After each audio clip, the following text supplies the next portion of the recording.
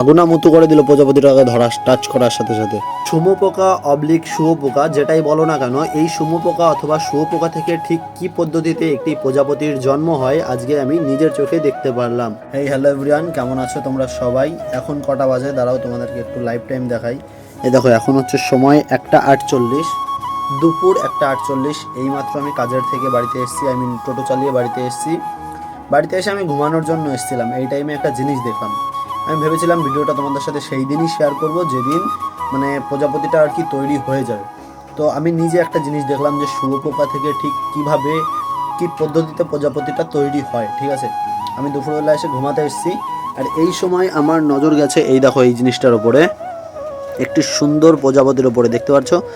আর এই প্রজাপতিটা কিন্তু এইখান থেকেই তৈরি হয়েছে, দেখেছো?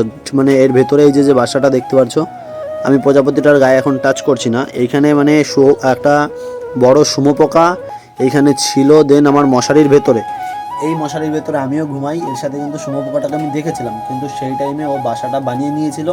সেই কারণে আমি বাসাটা ভাঙিনি, যে একটা প্রাণ উৎপন্ন হবে বা প্রাণের জন্ম হবে, তো আমি কেন ভাঙিনি। আমি ভেবেছিলাম প্রজাপতিটা হোক, তারপরে আমি তোমাদের সাথে ভিডিওটা শেয়ার করব। তো আজকে দেখলাম যে ঠিক কোন টাইমে যেন প্রজাপতিটা ঘটে, মানে এই যে ভেতরের বাসাটা দেখতে পাচ্ছ, দাঁড়াও তোমাদেরকে একটু ভালো করে দেখাই। হ্যাঁ, এই যে ভেতরের বাসাটা দেখতে পাচ্ছ, এই বাসা থেকে বেরিয়ে বাইরে চলে এসছে।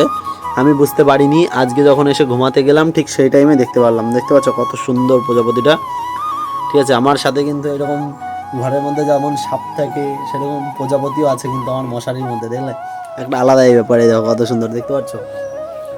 তো আমি এখন প্রজাপতিটাকে আস্তে করে এইখান থেকে নিয়ে বাইরে বের করে দেবো। ঠিক আছে, কারণ এর মধ্যে থাকলে তো অসুবিধা, সেই কারণে আস্তে করে প্রজাপতিটাকে আমি একটি আলতোভাবে নিয়ে মশারি থেকে বাইরে বের করে দেবো, যাতে ও ওইখান থেকে বেরোতে পারে। কিন্তু গাইজ তো কোনো মতেই তো এতে উঠছে না, আর হাত দিয়েও ধরবো না। ঠিক আছে, হাত দিয়ে ধরলে যদি বাইচান্স মারা যায়, আয় এটার উপরে চলে আয়, তোকে আমি বাইরে বের করে দিই। চলে আয় গাইজ, হাগু করে দিল।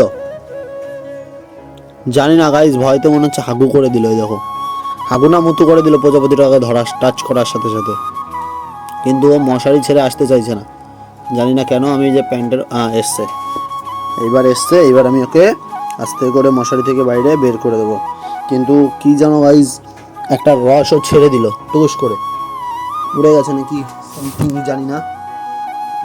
দাঁড়াও, প্যান্টে তো নেই, মনে হচ্ছে উড়ে গেছে। আমি প্যান্টটাকে ভালোভাবে ঝাড়া দিয়ে নিই যাতে না থাকে প্যান্টে। ঠিক আছে, চলো আজকের মতো এই পর্যন্ত। কেমন লাগলো ভিডিওটা অবশ্যই কমেন্ট করে জানিও, আর প্রজাপতি তোমাদের কার কার পছন্দ সেটাও জানিও। টাটা।